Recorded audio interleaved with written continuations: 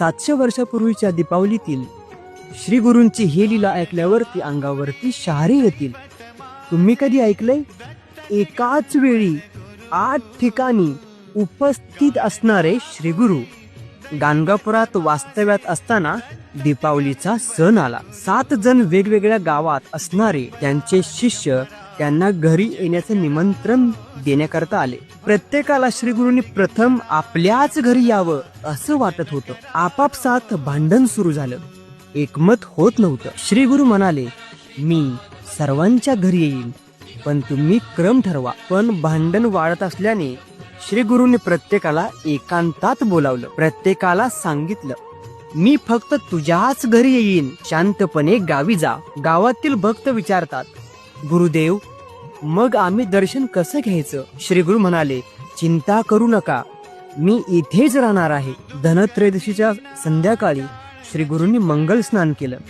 त्यानंतर त्यांनी योग सिद्धीने 7 रूपे धारण केली. त्या 7ही रूपांनी वेगवेगळ्या शिष्यांकडे जाऊन पूजन दीक्षा स्वीकारली.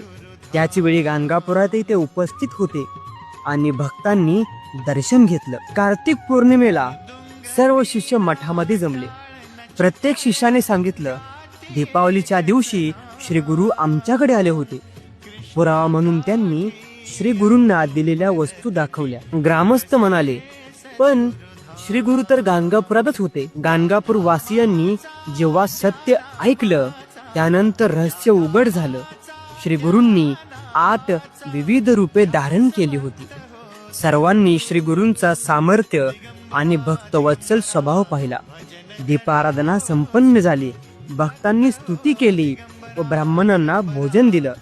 श्री गुरूंची ख्याती आणखीन वाढली. तुम्ही ही लीला आधी ऐकली होती का? तर सांगा, हा गुरुचरित्रातील कितवा अध्याय आहे?